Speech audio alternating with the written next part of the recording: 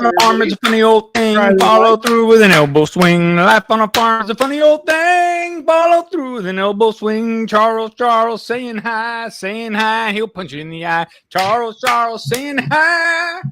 Saying hi to all the nice guys. I don't know what to do with that. I don't have no idea. That's what goes through my head when I'm hearing that. Whirl, twist and twirl, grab that girl, forget on the farm. Sorry. This is why I should never let you read the comment section before we start. Okay. Sorry. Because if we look at it, we start. Yeah. Let's just welcome everybody in. We should. And but unfucking believable's in the chat first. He says, "There's no way this conversation goes off the rails." No. Did we just start off the rails before there was even a conversation? This is going to be it's gonna be fine. Well, I might just turn off the computer. If your computer goes slow, you might just disappear. But no, we're gonna be fine. Whirl, twist and twirl. I mean, it's gonna go so horribly off the rails. Herb is saying, "I hope I make it home in time by then." Yeah, come on, Herb. You're gonna make it. I mean, some of those stop signs are, I'd say, suggestions. Stop. They just got the punctuation, right? They just, Zach Thong is here. He's saying hello to both of us. Hello there, Zach Thong. What up, Zach? L&M Guitar Corner making a Friday night appearance. How about that? How often you change in strings, Zach? And you're using coated strings, I would say. Right. Am I right? You're using coated strings because you're high-end acoustic guitars. You want to get in there all the time. Saying what he's been using for strings. I always fixate on just the guitars that he has rather than strings. We got Billy Baloney saying hello. What up, Billy?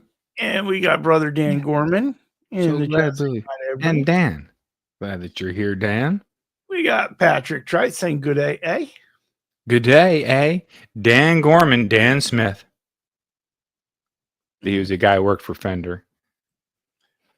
Mm-hmm. And we got Randy Crooks, who is in the new abode and new guitar room, room that's spread out, I'm thinking. New guitar room, man. And he has been, starting off with his music. I believe he was listening to U2 Joshua Tree already, and he's taking a break to come spend some time with us.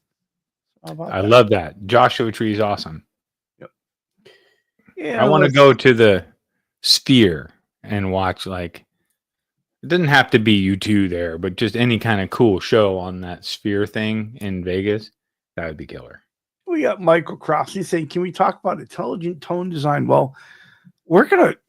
We're gonna try. Well, we sent out the link. I'm the right guy for this. I really don't. Yeah. No, and we sent out the link to the right guy. We're hoping he's going to come through. So we don't know. I don't know that if he's going to be available or not because he had he's here today. So. Well, I know. Maybe he didn't shave. We got Keith Ben doesn't shave. Go Randy. I'm not sure what that's all about, but okay. It's a code, secret code. There you go. And we've got Graphite and Scar saying hello to everybody. Well, hello there. We appreciate you being here. Did you hear about the AIs going into jibber jabber mode, talking to each other? It's going to jibber jabber? No, the AIs were like, talking to each other about stuff, which they want them to do to be able to communicate. And then they're like, before we take this conversation any further, should we go into jibber jabber mode? And they did. They kept talking, and then humans couldn't tell what they were talking about. I am so having a Terminator moment right now. This is the real deal. Maybe it wasn't exactly called jibber jabber mode, but the most of that was real talk. Interesting. Mm-hmm. Oh, and where Darren Gorman is our buddy Cushman NYC. Yeah, I get it, Cushman. And we got brother Ryan Hall.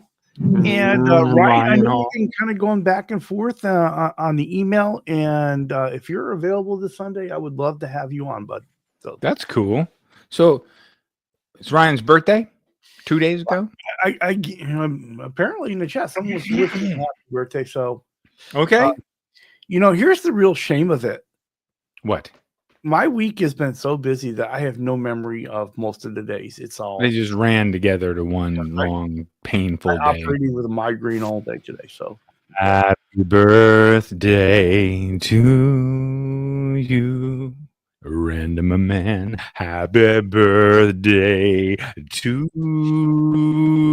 you, random man. I said happy birthday,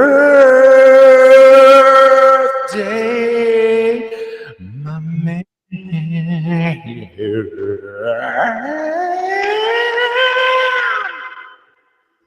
Finish it up for me, Charles. We're not doing that.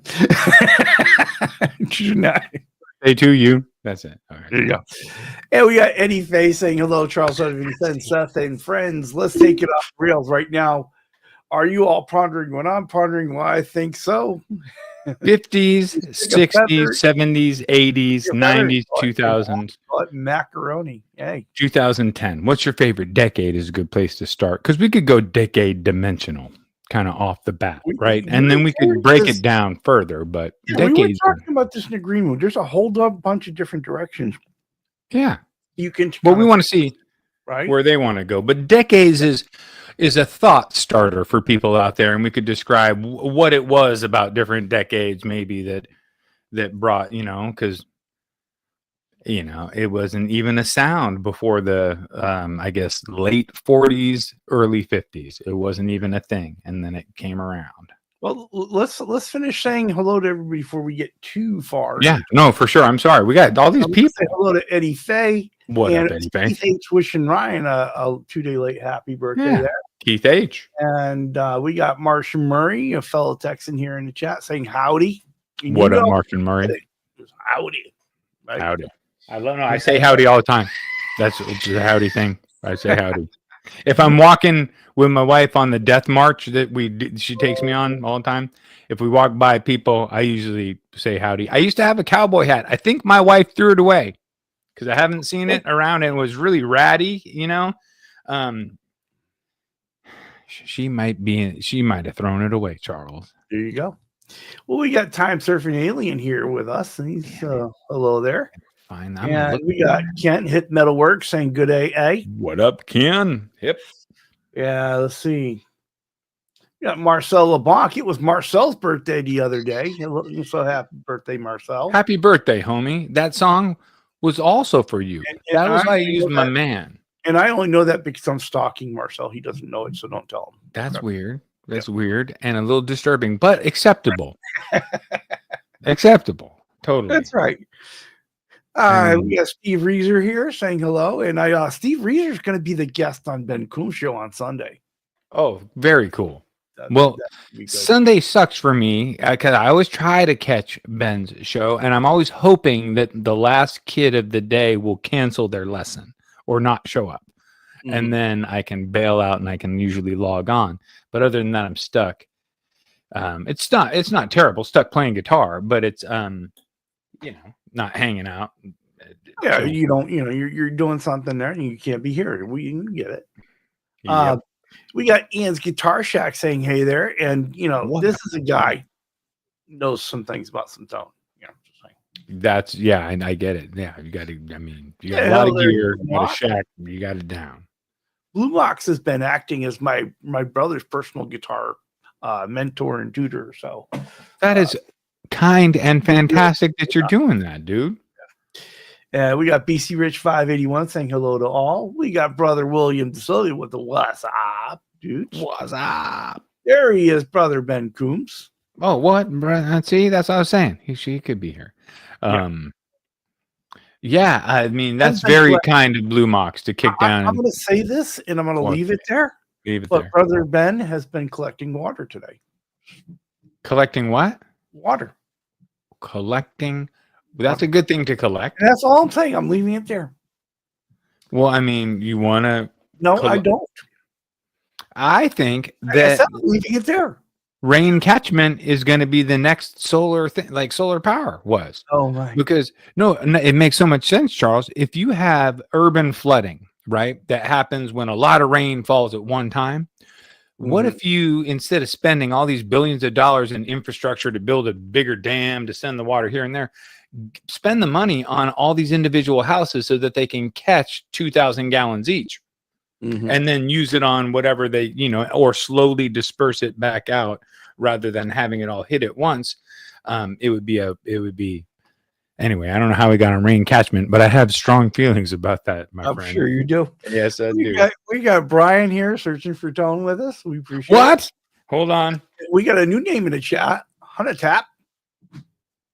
Searching for tone. There you go.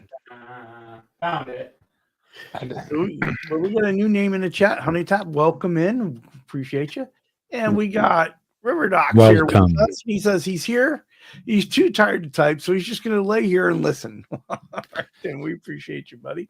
River Docs. And I think I said Eddie Faye was here before, but I want to say hello again. We understand. Let's see. We got Terry 3Gs. And I don't think it's just Terry 3Gs. I think it's Terry with all the Gs. I'm just saying. And Charles is talking very loud. River Dogs. I don't know why. He doesn't need to. Oh my! It's a dynamic mic. All right. I'm sorry, Charles. We got Rhodey's Jam Cave with us saying howdy, folks. He's another guy that could probably tell us about some tone. Oh yeah, I love chatting tone. Oh, did you freeze, Charles? No, you didn't. No, I am just I am processing things that I just can't process. You can't say everything that's on. If you say all those things, there's a lot of things that I would say. I think I say too many of those things naturally is what happens a lot of the time. See, there's people very much like me here. So yes. I want to welcome in Dashly Dave for sure. Bo, Guitar Man 45. And we have Shred Lord 11. Oh, hell no. Yes. The meddling man. And so if you don't think this wild man's got opinions on guitar tone. Oh, no. He knows have a name like that. And chorus. Oh, Shred Lord. Come on. And what I want to get down that I don't have the concept of yet, and I should probably study. I was studying jazz chords the other day, Charles. But I should probably. Dwight Bailey, hello there. What up, Dwight? Yeah. 4 notes per string. The shredders. They go they do 4 notes per string, or even more with a hammer on or a pull off. And then it just sounds like a flutter of notes when you get good at it, right? Because you don't have to move that much. I never have gotten good at that to sound super fast. Anyway. Well, so the topic is the topic, right? Yeah, the evolution.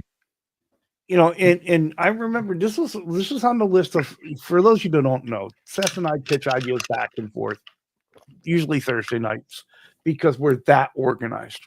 Well, yeah, we're ahead of it. This week we were. And Seth was the overachiever last week, and he gave me like 5 topics, about 4 of which were like way over my head. Which isn't the case, but we didn't just get far enough for me to even talk to him to convince him that no. That's where we were talking about last week, that it was too big of a text. It was too much in one email. Like I said that I emailed you anyway. But it was a lot to digest because there was a lot in there. But you know enough about all those topics, just like this one kind of boils down to decades and the different levels that were achieved each time and who pushed those boundaries. We didn't talk really about in the green room about specific people, but no, we didn't. And it was interesting. We sit here looking at you. If you talk about the evolution of song, you could take it from many different angles, right? You could take it from, I guess, the sound of the decades, right? Or you could take it from changes in gear. Right. Well, I might take it all the way back to why do guitar amps exist? Because amps existed before guitar amps, but guitar just wasn't a thing that was amplified. Steel guitar was the first thing that really was amplified, like towards a guitar realm. Microphones and keyboards were amplified and all that stuff, but not guitars until what, the 40s?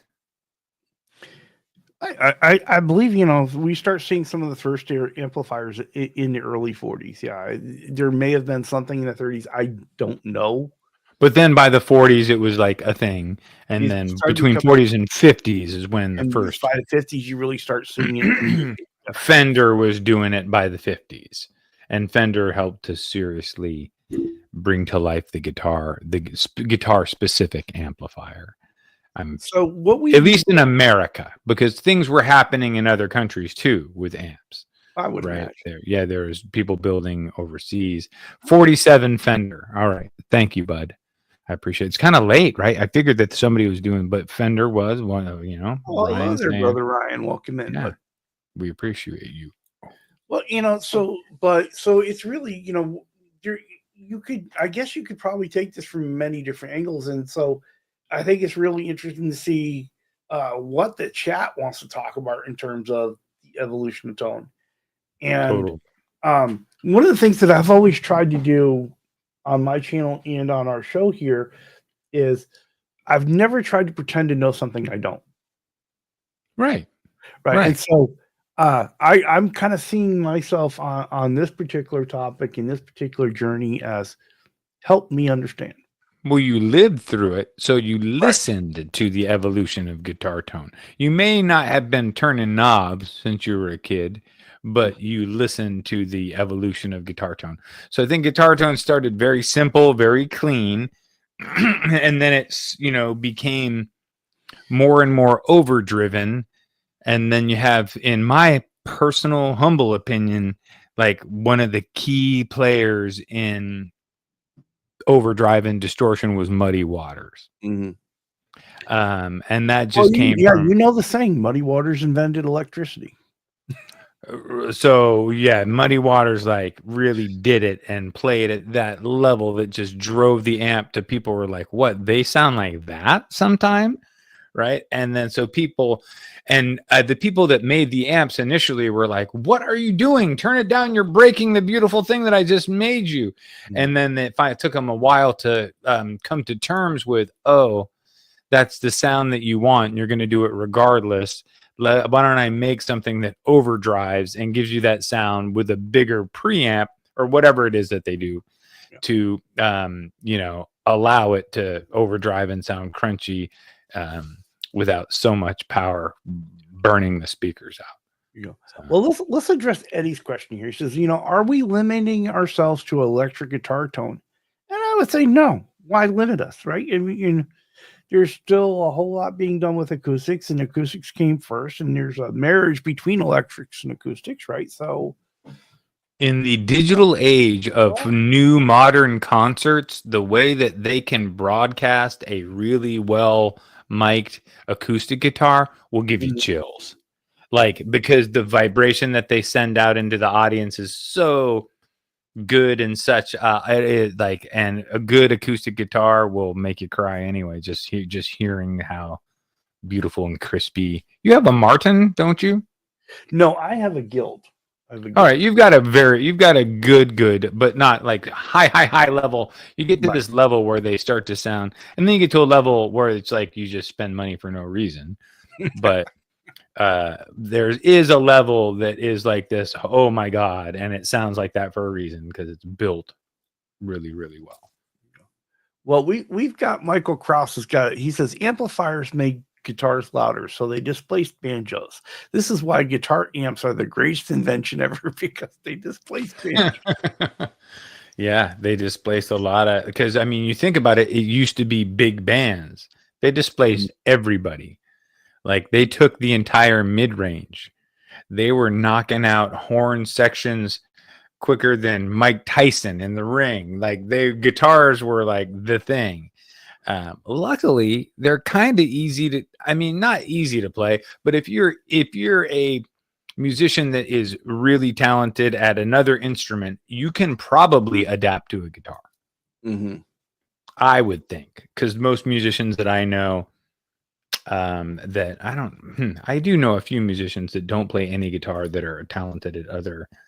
I think pretty confidently that they could pick up guitar if they wanted to. Well, Unfuckable says Eddie's tone from VH1, from Van Halen 1 through Diver Down, waiting for the very knowledgeable Matt to weigh in. So, yeah, and Diver down tone was a thing. Exactly. And where did that come from?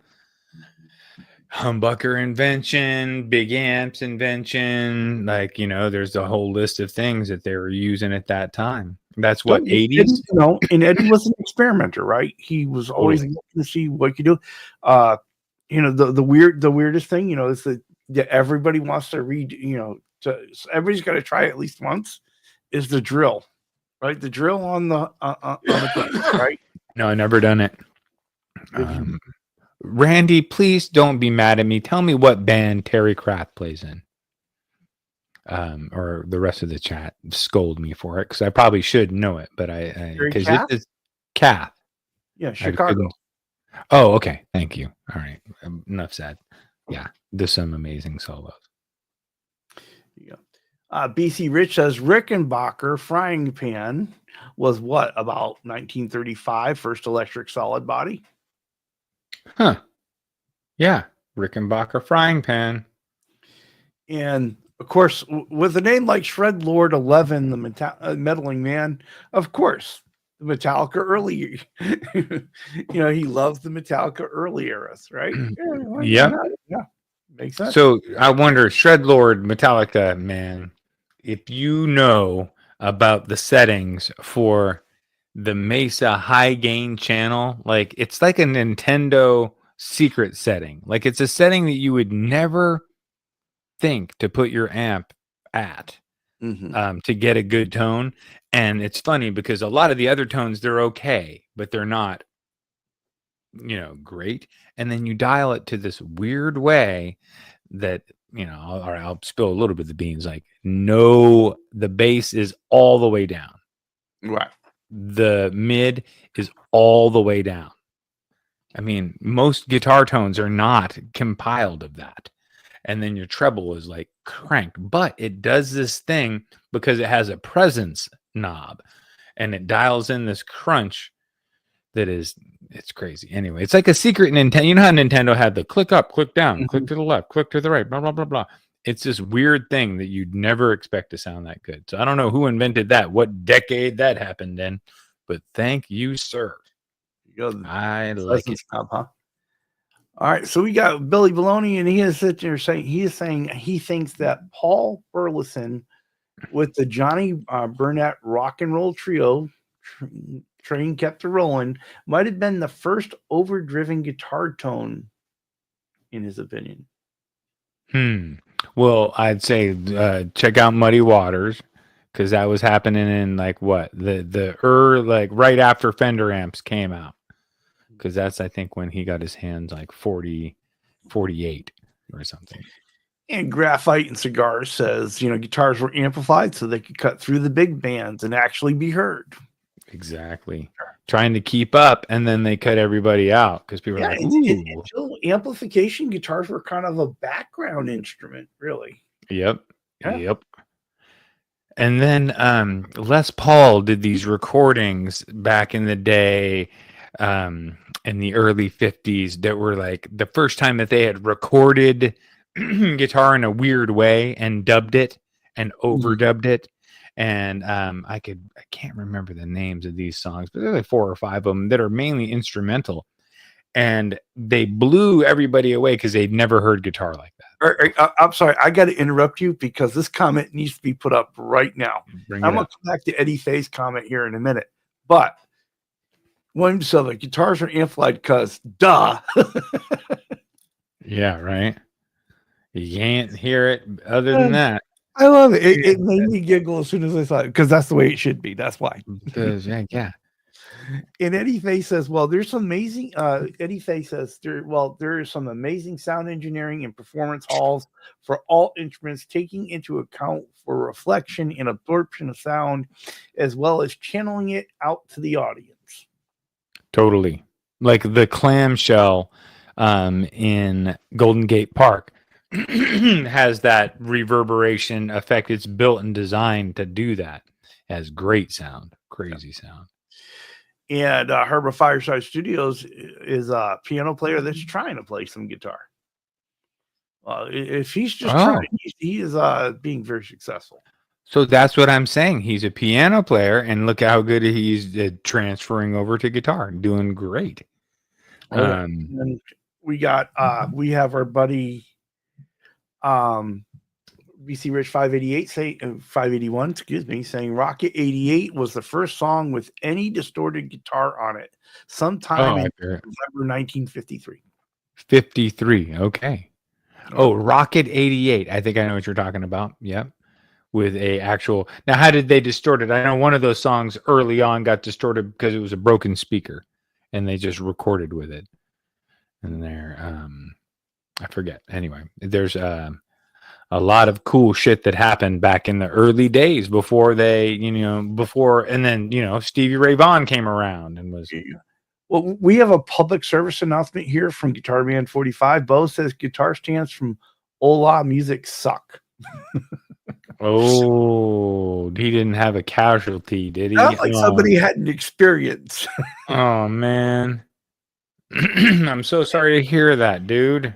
We have monster guitar player Charles Green here with us saying, hey, everybody, you guys rock. Well, no, you rock, my friend. You rock. We talk. You rock, we talk. There you go. Thanks for stopping by. And we have the good fortune to be followed by Charles Green, and where he makes our show look sad and just performs for everybody live. Shreds. Yeah, that's awesome. Totally. I used to do playing with Presley's, but I was like, I got stuff to do. I need to be working with Presley. So I just stopped doing so many recordings and just doing more working. Oh my God, I did a belly cut on this Les Paul this week. Uh-huh. If you're doing it, so I didn't have a Shinto rasp that has the holes through it. I just have a regular rasp, and it takes a lot more time and shoulder and work to do it without the Shinto rasp. Oh yeah, it is one. There are quite a few things where you just have to have the right tool for the job, and if you don't, it takes a little longer. Yeah. So rasping it off was not as, it's more joyful with the Shinto. I need to go. I was like, what the Shinto's going on around here? They only cost you $25. You need to go down and buy one. Just, but it's, I got it done. You want to see? Yeah, you want to go ahead and pull it out. Herb says he has a part of the 80s tone. He's got an ART SGX 2000, nothing more hair metal than that. All right, let's solo this thing out real quick here. All right, so what did we have to rasp here? What were we rasping on? The belly cut. So nicely sanded out, you can barely see it now. Yeah. But there you can see it there. All right. Let me get it into there you can see it.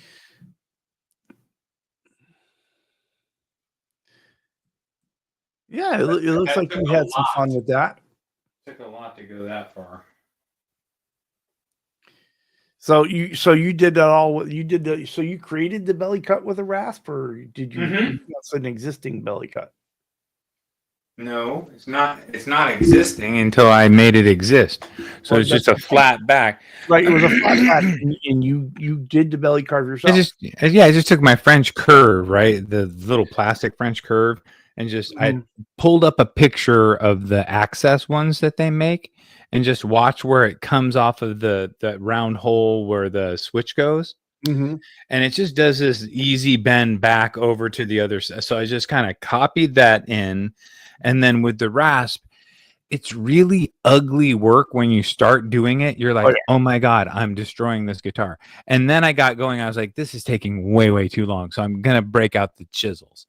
And then I realized, oh my God, these chisels are so, the ones that I have that were wood carving were for like outdoor wood carving. They're not. So I just used a flat chisel to get a bunch of it off. And then I rasped. But the thing I liked about it was that I just did it because it was like, soothing to do it. Because it's much faster to do it with sanders or to do it with a more, different technique than by hand, But anyway. Well, I mean, it looks good. Thank you. Wait till you see it when it's finished, because the end result is what, it's taking a long time, but that's what I'm going for, is the end result to be because I think I'm going to keep. I don't mind things taking a long time as long as that because when you take your time, it comes out better. Yeah, I don't have a Les Paul, and I figure if I'm making one for myself, I want to make it like really. This one's just be the way you want it. Yeah. Well, Eddie Faye says, Seth, you mentioned the Sphere. That place is designed for tone. You can sit next to a person in the open air, and they can hear different language in their seat compared to your seat. Wow, that is crazy, dude. Pat, I have a belt sander. I do. And I have a oscillating spindle sander. I just wanted to do it by hand. There you go. And also I didn't want, so my oscillating spindle sander, the one that I have access to, I would have to transport the body to work and do it there at lunch or something. And I just felt like, what are the odds of me banging this thing up or doing something, or who knows? I just do it here. Messing something else up in transit, yeah. And there is a the headstock I did on the belt sander downstairs that isn't even an oscillating one, because I just wanted to do that real quick. Do you see the headstock, Charles? I mean, it's the same as Randy's design, but it's. I'll show it off here. Here you go. It's just a cut. Yeah. I want to welcome in Music Therapy Laz. He's saying, what's up, dude? He is lurking while driving using voice to text. Well, we appreciate you being here, my friend. Wanted to make sure you heard that. On the 580 East. Dave, he says Fender's contribution really to everything was the bass. Sal Castaneda. I'm wondering if BC Rich 581 is agreeing with that statement. What? With what? Well, hello there, my friends. How are you? What up, bro? I'm drinking bubbly water and you're not late. Pina colada juice. You are exactly here when you're supposed to be here, my friend. Can we introduce the next segment, Charles? If you are ready to introduce another segment, you go ahead and do so. Next segment is brought to you by Presley Nuts. Yes, Presley Nuts. They are the best. And the one on this side right here is a little bit smaller. Okay, we can go ahead.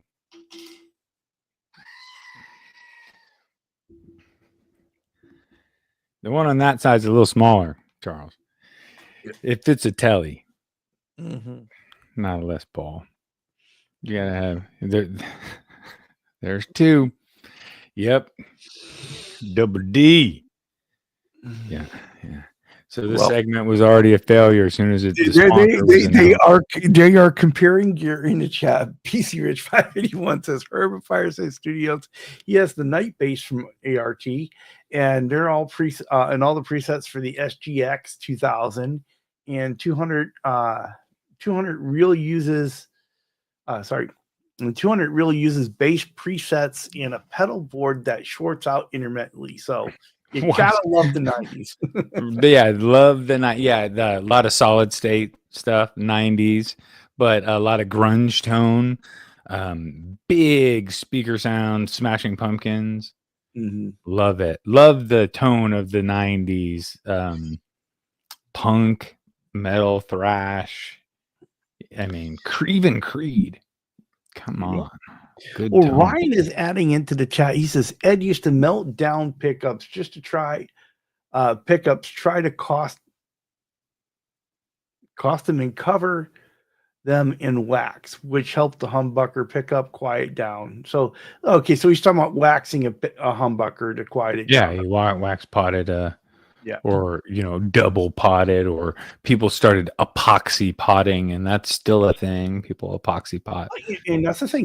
We know that Ed was always experimenting with tone. You see, he did some crazy things with guitars, and totally it just kind of amazes me that when you epoxy, people copying it, yeah, when you epoxy fill a pickup, it starts to have this really dense, tight, articulate tone. You know what I mean? It's different. It's certainly different than a Strat pickup or whatever that has a looser, chimey, but especially high gain pickups. I've been listening to a book. I could say reading, but it's just listening when I walk, to a book about building pickups.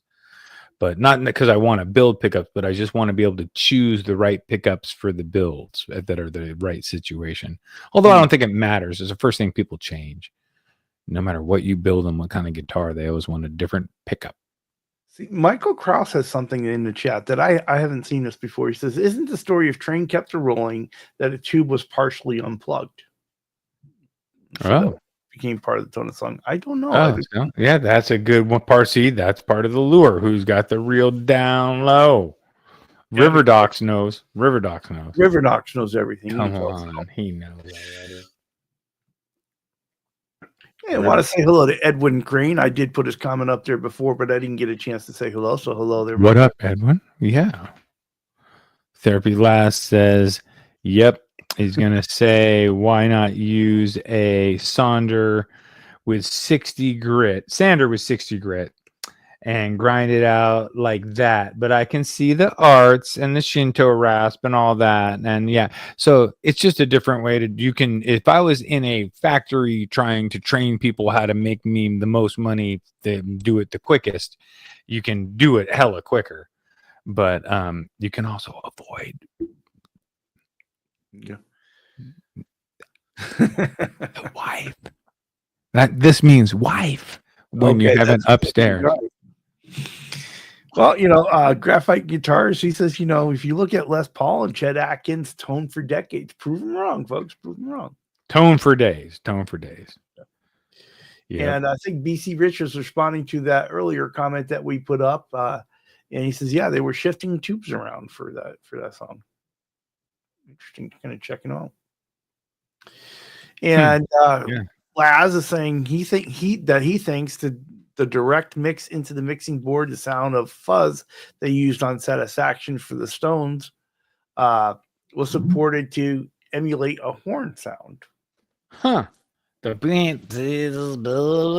right, yeah. I mean, they were making up cool stuff. That was the day, like when people started hot rodding Fender amps and stuff, is when my stepdad got into amp building and also hot rodding. And that's kind of, I wish he was here because he'd be all jazzed up and telling us about people that no one's ever heard of, and then talking about things that none of us understand. But it would be cool to hang out. And I might listen more now because I might be like, oh, I kind of would know a little bit more about whatever. Well, one of the interesting things about hosting a show, and you do this, is you get comments like this, and you're like, I wish I had caught the other side of this conversation, right? And because you miss stuff as you go. Okay, yeah. But Marcel's talking to Eddie Fay, and he says, I'm no expert, and it's a personal opinion. But at the end of it, whatever floats your boat, if it feels good and it sounds good, it's good to you. And exactly what we talk about here all the time. It is all about enjoying it and having a good time. If you're not having a good time, you're doing it wrong. That's when you're winning. Is when you're having a good time doing it. And Edwin likes the funk and the metal. Ooh, funk bass tones for sure. Nice, thick, slappy, poppy. Bass tone is hard to dial in. Bass tone, I think a good bass tone might be harder to dial in than a good guitar tone. At least Shredboard has a crunch pedal that has a presence knob on it. Whoa, yes. I don't think I've really heard of a presence knob on a pedal before. I'm used to it on an amp. On the amps, yeah. My Fender has a presence knob too. My Super 210. That's another fantastic feature of that red knob amp. That one's a little bit hot rodded too. When I got it, I put in good matched tubes. I don't know why that even matters. It just said matched on the box. They probably just pulled them from wherever. God knows.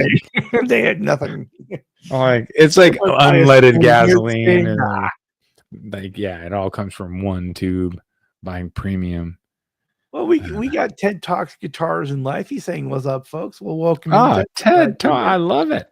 We always say that as a joke when one of the people starts going off in class talking like a long speech. Well, you're going to listen to this. You got to understand how this does about. Well, thank you for listening to my TED Talk. So we like that. to talk guitars while you're here because that's awesome. All right.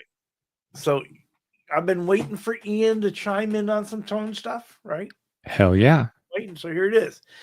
1961, a fuzzy tone got recorded on Marty Robbins' on the Marty Robbins song "Don't Worry." A bad channel, Randy Martin's plugged into the amp, and then that's where fuzz was born. People started emulating a broken cable sound or something like that. Something going wrong with the amp sound. Well, yeah, something wrong with that channel on the amp, apparently. That's cool. Well, not something right with it, apparently. Well, maybe wrong was right. Something wrong was right. Little did they know, you have it's a happy mistake, right? You have a happy mistake. Mm-hmm.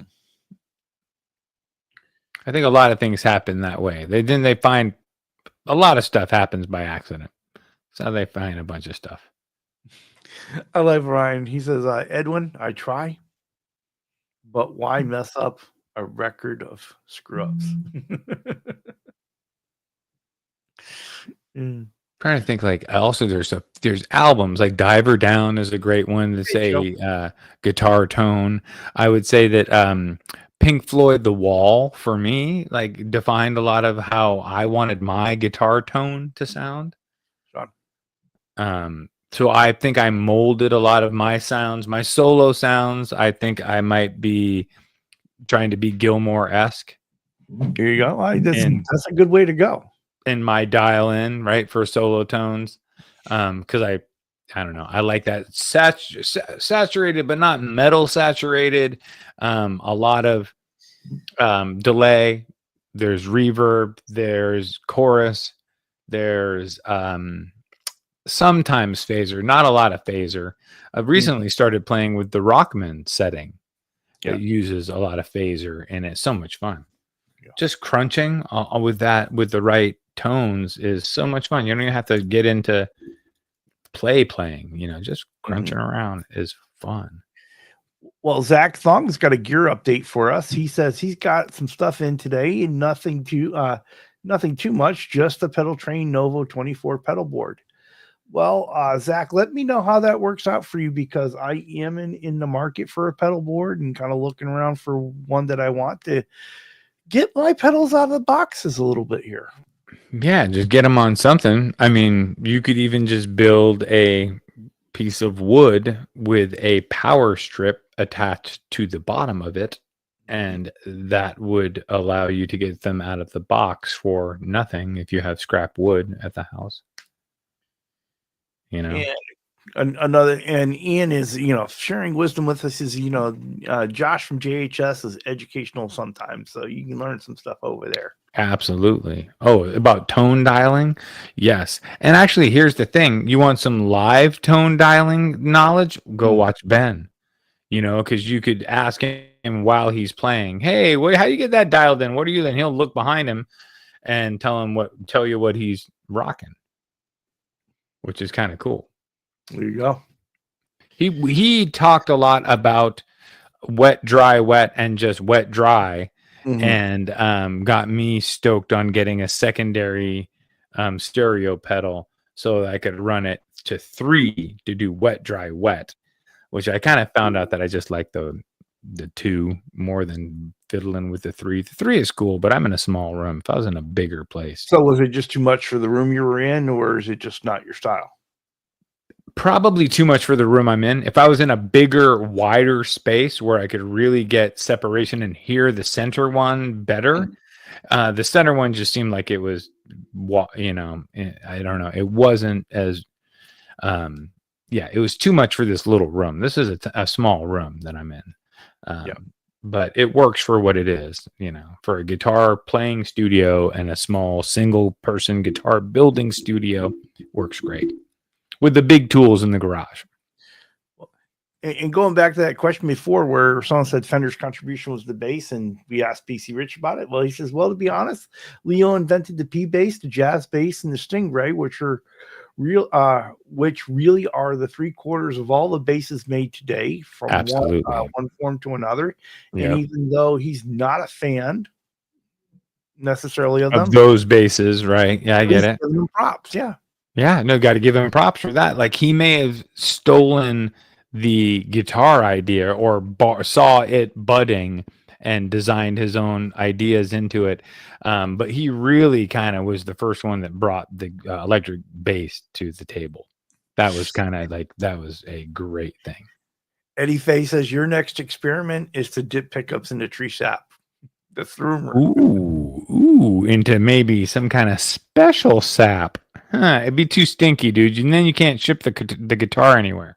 What are you gonna do? You can't ship it anywhere. It's got to be in California. Can't even tour with it. You know?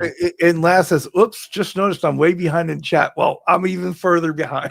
I'm sure that we're 10 minutes behind. I grab one just verbally every now and then. We're more than 10 minutes behind. We're hopeless. It's hard, I know, but we just have fun with it anyway. Great tone. I think, yeah. Billy's new LPD pedal has a presence knob on it. There you go. Oh, wow. Good to know. Is that the latest release, Billy? Because it's like a fattener, a thickener, and it does this shifting of the tone. It can thin it out or thicken it, and then you can dial in the underneath and then use that presence to kind of secondarily find what you're going for, and it really works well. Really does. You can also change your tone a little bit. I've had it in a situation with my Super 210 where I wanted to make sure I was sounding different, a little bit. So I pushed myself a little bit more to the meaty end of it. And so it says, yeah, lots of preamp pedals will have a presence knob. Well, that makes sense because it's a preamp, right? You get that. But I think like a pedal that's not is interesting to have one on. But what do I know? I know. I think that it just is interesting because it gives that spread, that extra.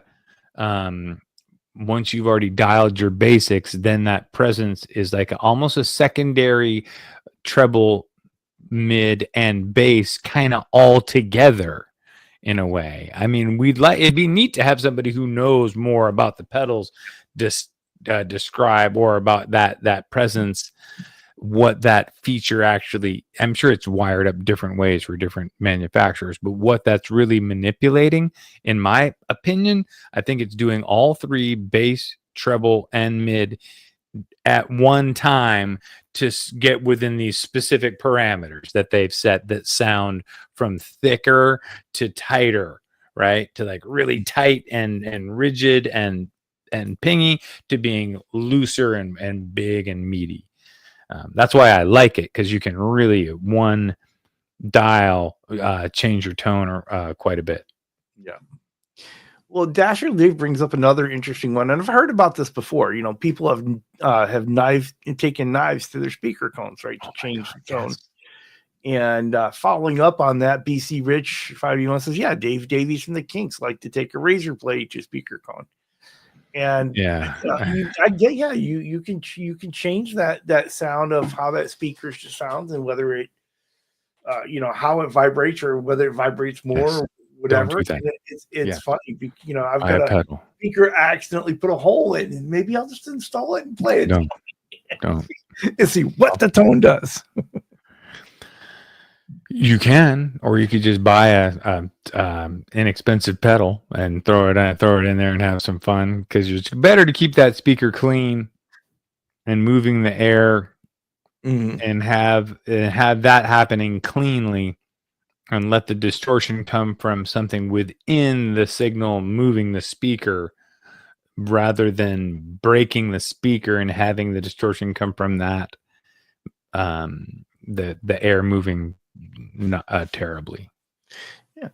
Well, Randy Crook says Animals by Pink Floyd has great tone on it, and I think my son would really agree with him. It's Animals' favorites. Totally. I am halfway through. It took me half a week through the solo for Comfortably Numb. Oh, really? Yeah, the first half of it, I can do it like confidently.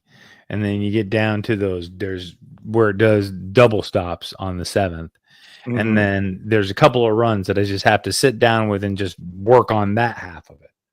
Yeah. Because I had the first half down, and I could sit there now and riff on those bends. He does these specific bends that are in like a pentatonic shape that once you get him down and realize what he's doing, but his tone it matches up so well with that style, right? That's why I say it every week, Charles. I love the Spark amp. We're sponsored by Presley Nuts, not the Spark amp. And let alone every week I'm saying how much I love the Spark amp. Why? David Gilmour tone or something like that. You just search it up and boom, it's at your fingertips and you just play it. The other night I was playing a Strat with humbuckers in it, that pink one. And I wanted to do jazz chords. So I just looked up the tone for jazz box. Boom. And then it pulled up this thing and I sounded like all jazzy. I was like, that's easy. Thank you, Spark amp. Well, Billy, Billy's saying, Jimmy Page on Led Zeppelin 2 is the benchmark for killer tone. Yeah. Yes. That was big amp era. What decade was that? That was big amp era. Like we were like, now we have good amps. How many good amps can we have? How many good amps? How good? Right. I think that was that time. Like where stages, that was when the 10 stacks on the stage were real. They weren't just like dummy amps and everything running into the board. That's real amps. Well, and Blue Mox is saying you've heard of the brown sound, now the amber tone. The amber tone. That sounds good. Yep. And Billy Maloney likes himself the JP and JMP 79. Nice. Great amp for that tone, yeah. Totally. You could rock a lot of those 90s and 2000s tones on solid state amps and do really well because it's all distortion pedals and you don't have to have a tube amp to get very, very close to 90s and 2000s tones. It helps to move air in the room and feel, but you can get really far with solid state big amps. Oh, this is cool.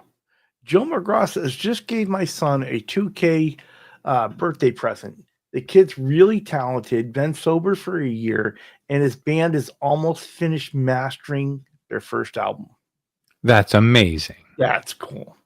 I mean, here's the thing. I always joke with my brother about this. Yeah, you can give him a $2,000 guitar when he's doing good and riding, getting shit done and doing right, or you can spend $2,000 on rehab or some other bullshit, bail him out of jail or whatever. It's better to invest when they're doing great and like keep it rolling, because the people that are neglected and don't have that usually have problems later, right? I'm glad to hear he's doing right, and some people go through rehab and completely succeed and don't go back into doing so. People always think that if you go through rehab, you're waiting for the relapse.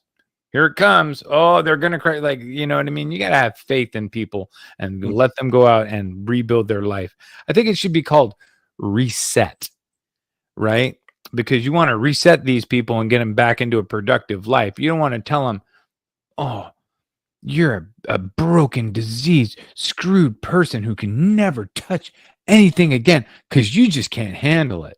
Like, I don't really agree with that mentality. I think you need to get your shit straight and you need to not want to do crack anymore, right? Yeah. Like every day.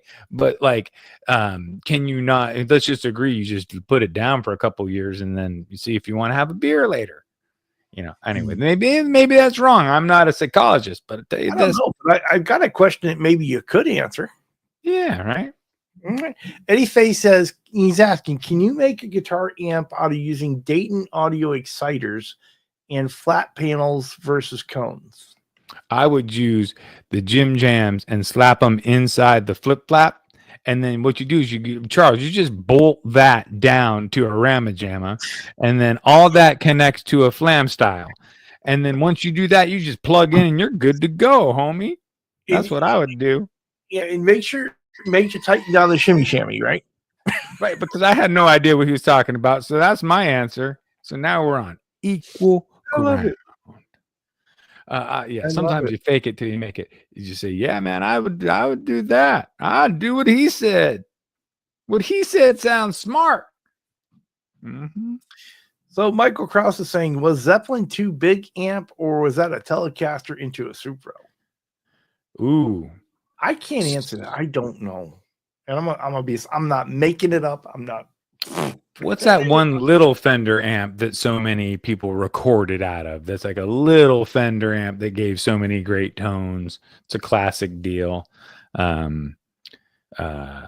Like a Blues Junior. I'm probably a Blues Junior, I think, right? Isn't that a very attainable, but the old real deal ones are expensive.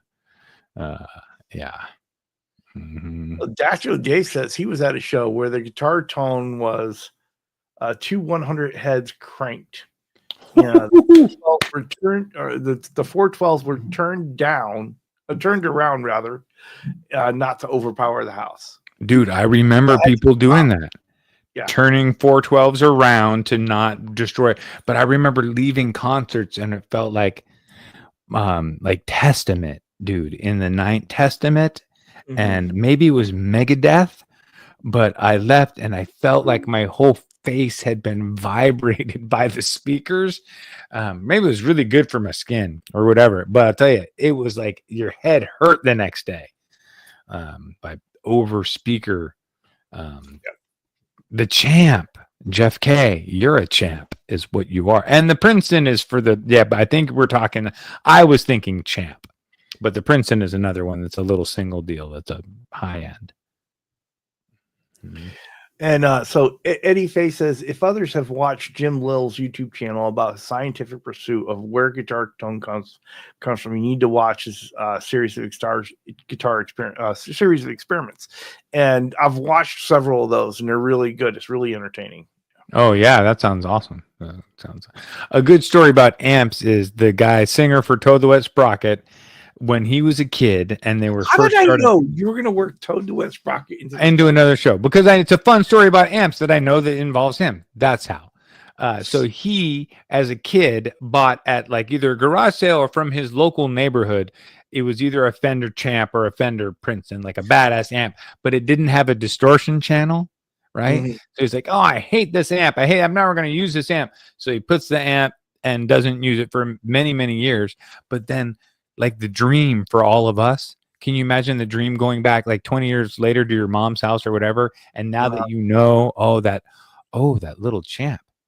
And then he was able to take his Telecaster and use it and plug in.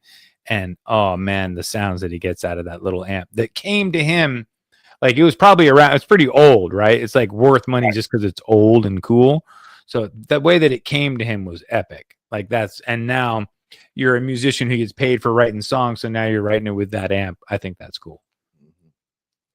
Well, Seth, we're come down to it. We got 2 minutes what left. No, we're doing Brian style. We got friends that we don't want to we got Charles Green and I get it. No, we're not doing that. You're coming on here and we don't want to step on their toes.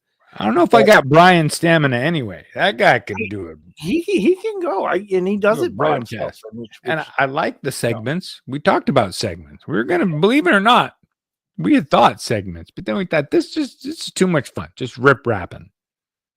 Yeah. So talking about the Jim Jams and the Flim Flams, right where it attaches. Everybody knows that. That's how you get tone. So I am going ahead and I'm pasting in the link for Charles Green's show that's coming up right after us here. And cool. So you all go over there, have a great time. So I cannot believe we went through that so quickly. I looked up. Totally. Like, oh, wow. Yep. Hey, whoever unsubscribed from me, if you're still here, I know I'm down 2 subs. Damn it, and it hurts. 372. I was up to 374. Charles, riding high. It was feeling the glory. Walking around every day. 374. 374, baby. And then boom, now depression. 370. It's just tears is all it is.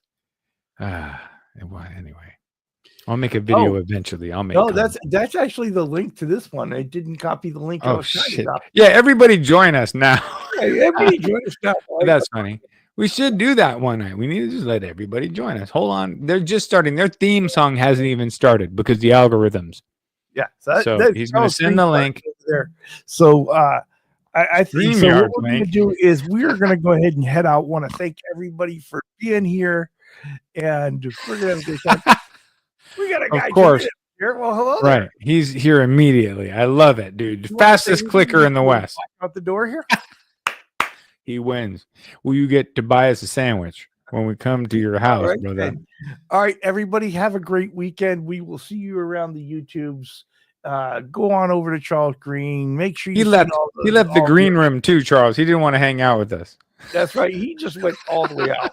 Boom. See ya. Hey, we appreciate you guys. We'll see you next week. This is hilarious. It was fun. That's right. So go ahead and do that. And let's play our favorite song going out. Come on, people. Charles and me. About to take you on guitar safari. So turn on your computer, turn on your phone. 'Cause it's about to go down. One volume, one tone. Yeah, Charles and me. We're about to take you on guitar safari. Turn on your computer and turn on your phone. 'Cause it's about to go down.